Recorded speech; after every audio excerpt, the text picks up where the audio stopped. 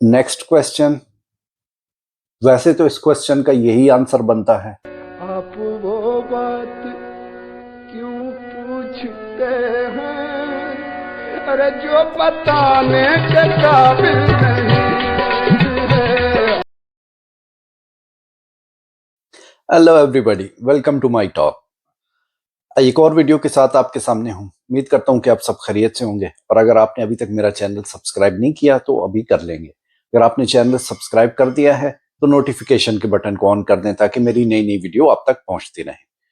चलते हैं वीडियो की तरफ। आज की वीडियो का थोड़ा सा ओवरव्यू बता देता हूँ आपको। आज की वीडियो में हम डिस्कस करेंगे क्वेश्चन और आंसर्स। बहुत सारे लोगों ने मुझे पर्सनल ईमेल में या फिर ये कि व्हाट्सएप में क्वेश्चन पूछे, कुछ लोगों ने कमेंट्स में जो है क्वेश्चन पूछे। तो आज हम उन सबके वन बाय वन देखेंगे कि कैसे आंसर कर सकते हैं। तो चलते हैं वीडियो की तरफ। According to new NMC update, IELTS academic चाहिए होती है, उसमें 7 जो है आपको चाहिए होता है, स्कोर चाहिए होता है। और राइटिंग में 6.5, बाकी रीडिंग, लिसनिंग और स्पीकिंग में 7 चाहिए होता है। और इसमें राइटिंग में आपका 6.5 भी अगर आ जाता है तो चलता है। हाँ, केरर के लिए जो है उसकी रिक्वायरमेंट है B1 SELT। अच्छा, फिर क्वेश्चन है,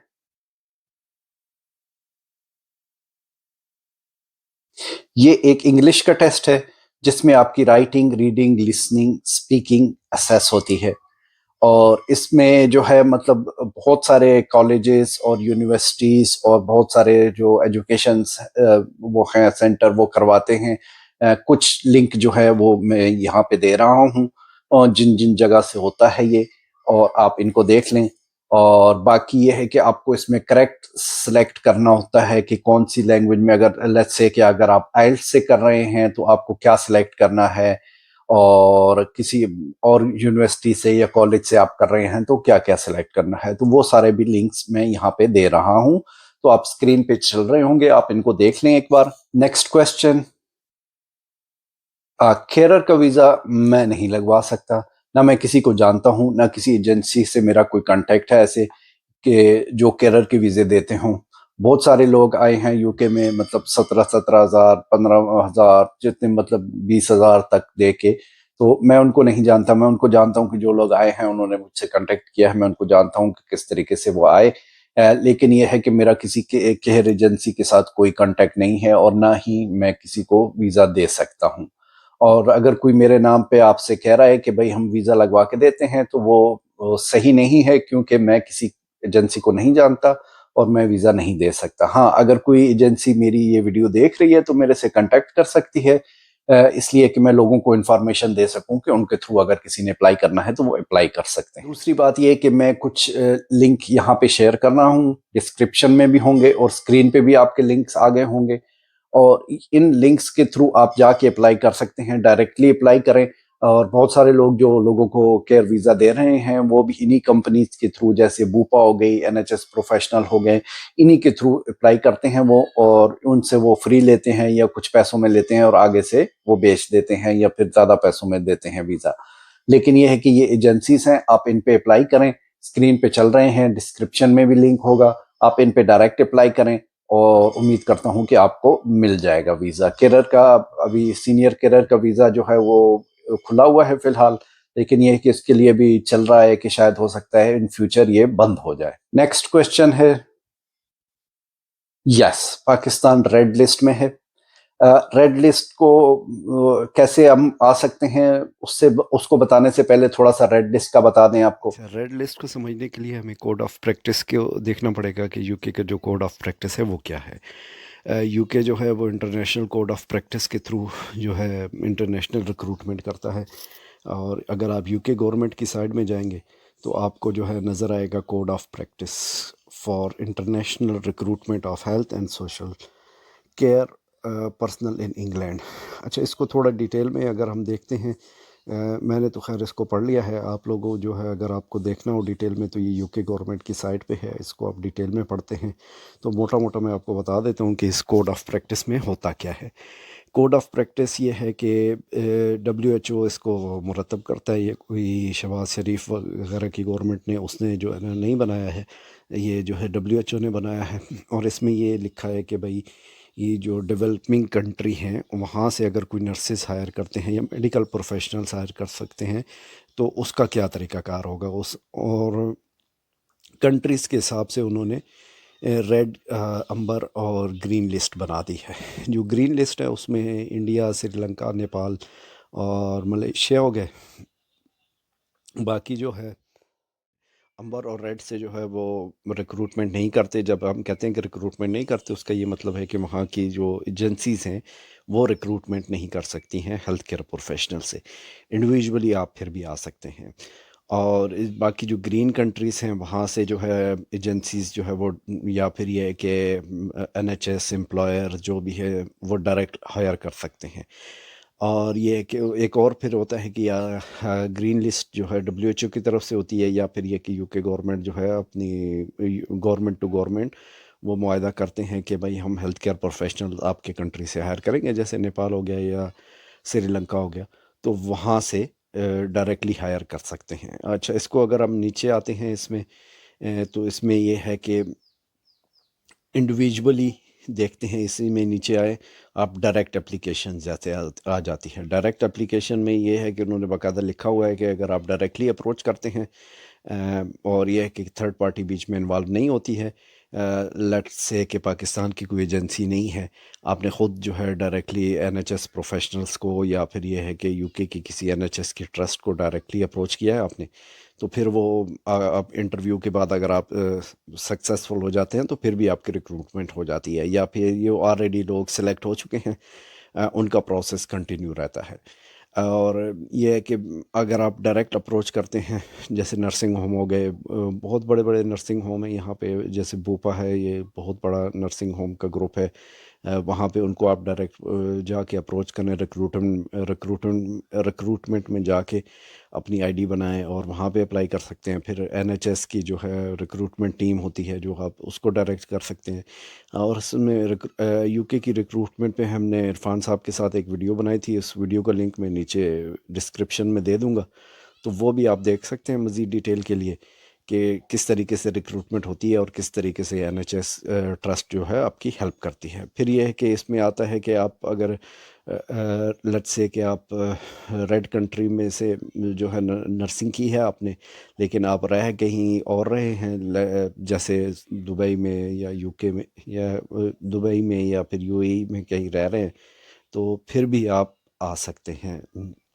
फिर आपका वो लागू नहीं होता है, उसमें सिर्फ ये होता है कि जिस कंट्री में आप रह रहे हैं वो रेड लिस्ट में ना हो।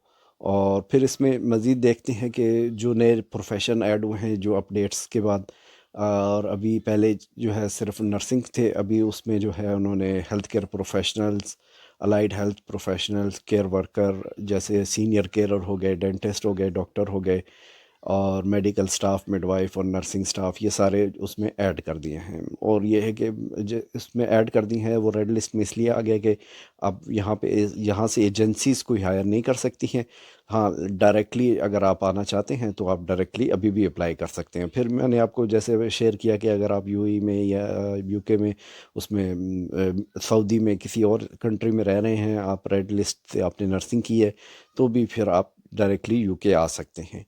ये थोड़ा सा रेड लिस्ट के बारे में कि इसकी मज़ीद डिटेल क्या है, उसमें कोई परेशान नहीं होना। रेड लिस्ट में पाकिस्तान है भी, फिर भी लोग आ रहे हैं और आते रहेंगे। और केयरर के नाम जो है इसमें ऐड हो गया है, पहले केयरर नहीं था, पहले सिर्फ नर्सिंग स्टाफ थी। तो ये कुछ नई अपडेट्स हैं जो। नेक्स्ट क्वेश्चन, वैसे तो इस क्वेश्चन का यही आंसर बनता है, आप वो बात क्यों पूछते हैं, अरे जो बताने के काबिल नहीं है। लेकिन एक नर्स जो है 3,500 से 4,000 पाउंड तक कमा सकता है। कैसे कमा सकता है? अगर आप सिर्फ हफ्ते में 3 शिफ्ट करेंगे तो आपकी 1700-1800 पाउंड से ज़्यादा नहीं आती है। लेकिन अगर आप हफ्ते में 4 शिफ्टें करते हैं, 3 आपकी रेगुलर है और एक बैंक शिफ्ट करते हैं, तो फिर आपके मतलब 3,500 4,000 पाउंड तक आप कमा सकते हैं। और अगर इससे ज़्यादा आप करना चाहते हैं तो वो आपकी मर्जी है, 5 शिफ्टें करेंगे तो और ज़्यादा कमाएंगे। वो उसके अपने ऊपर होता है कि जितना गुड़ डालेंगे उतना ही ज़्यादा मीठा होता है। Next question. जी, यूके के रजिस्ट्रेशन के लिए आपको सिर्फ 3 साल का डिप्लोमा चाहिए होता है। लेट्स से कि आपने 3 साल का डिप्लोमा किया हुआ है, आपका प्लान है यूके आने का, लेकिन उससे पहले आप स्पेशलाइजेशन भी करना चाहते हैं, उससे पहले आप बीएससीएन भी करना चाहते हैं, ये सारी चीज़ें। आपका अगर यूके आने का प्लान है तो मैं कह रहा हूँ कि आप ये टाइम ज़ाया करेंगे। इससे बेहतर है कि आप ओईटी, आइट्स की प्रिपरेशन करें।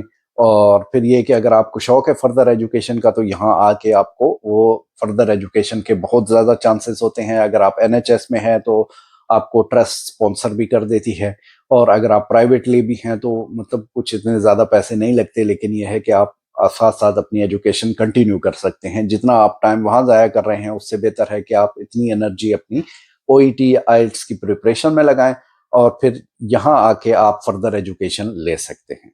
Next question. जी, अगर आप मिडवाइफ हैं और आपकी रजिस्ट्रेशन हुई, आप रजिस्टर्ड हैं, आप जिस कंट्री में हैं उस कंट्री में रजिस्टर्ड हैं, रजिस्टर्ड मिडवाइफ हैं, तो आप यूके आ सकते हैं। उसके लिए जो है मतलब 3 साल की एजुकेशन चाहिए होती है, और यह कि 3 साल का डिप्लोमा चाहिए होता है, या फिर ये है कि आपके कार्ड के ऊपर एनएमसी का जो कार्ड है, आपका मतलब आपके होम कंट्री का जो कार्ड है उसके ऊपर लिखा हो कि आप रजिस्टर्ड मिडवाइफ हैं, तो आप आ सकते हैं। और इवन के मिडवाइफ की सैलरी रेगुलर नर्सेस से, जनरल नर्सेस से ज़्यादा होती है, और उनका भी वही प्रोसेस होता है जैसे सेम नर्सेस का प्रोसेस होता है। उनको भी आइल्ट्स में इतना ही स्कोर चाहिए होता है, ओईटी में भी इतना स्कोर चाहिए होता है, सब कुछ सेम होता है। उनका भी सीबीटी होता है, हमारा भी सीबीटी होता है। ओस्की में थोड़ा सा डिफरेंट होता है, और सीबीटी में भी थोड़े से क्वेश्चन डिफरेंट होते हैं, मिडवाइफरी से रिलेटेड होते हैं। लेकिन यह है कि मिडवाइफरी भी यूके में अगर आप एज अ मिडवाइफ रजिस्टर्ड हैं अपने होम कंट्री में तो आप आ सकते हैं। अच्छा, नेक्स्ट क्वेश्चन। जी, अगर आप नर्स हैं, आपने नर्सिंग की हुई है और 1 साल हो गया है आपको यूके में, तो करंटली एनएमसी जो है उसको एक्सेप्ट कर रहा है। मैंने एक वीडियो बनाई थी एनएमसी की न्यू अपडेट्स के बारे में, उसका लिंक मैं नीचे दे देता हूँ, आप उसको भी देख लें। उसमें मैंने डिटेल से बताया है कि किस तरीके से अगर आपका 1 साल का एक्सपीरियंस हो गया है यूके में रहते हुए और आप रजिस्टर्ड नर्स हैं अपने होम कंट्री में, आपने इंग्लिश में नर्सिंग की है, तो आप एलिजिबल होते हैं एनएमसी की रजिस्ट्रेशन के लिए। आप एनएमसी की रजिस्ट्रेशन के लिए मतलब, लेकिन फिर भी आपको सीबीटी और ओस्की देना पड़ता है, लेकिन ये है कि आप उसमें रजिस्टर्ड हो सकते हैं। क्वेश्चन।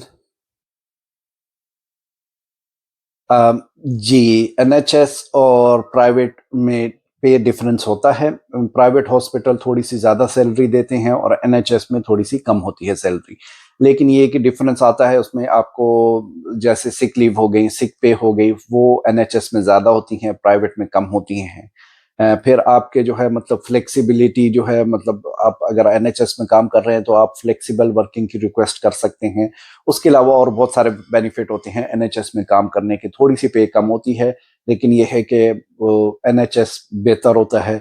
इस पे भी मैंने एक वीडियो बनाई थी, हमारे साजिद साहब होते हैं उनके साथ। तो अगर आपने मेरा चैनल सब्सक्राइब किया हुआ है तो आपको वो वीडियो मिल जाएगी, आप मजीद इंफॉर्मेशन के लिए वो वीडियो देख सकते हैं। उम्मीद करता हूं कि आज के सेशन में कुछ क्वेश्चन आंसर आप लोगों ने जो किए हैं वो कवर किए होंगे, और अगर नहीं कवर किए तो आप कमेंट सेक्शन में बता सकते हैं, और नेक्स्ट टाइम अगर मौका मिला तो मैं उनकी आंसर देने की कोशिश करूंगा, या फिर यह है कि कमेंट सेशन में ही आंसर देने की कोशिश करूंगा। अपना ख्याल रखिएगा और चैनल को सब्सक्राइब कर दें, अपने दोस्तों के साथ शेयर करें। मिलते हैं अगली वीडियो के साथ।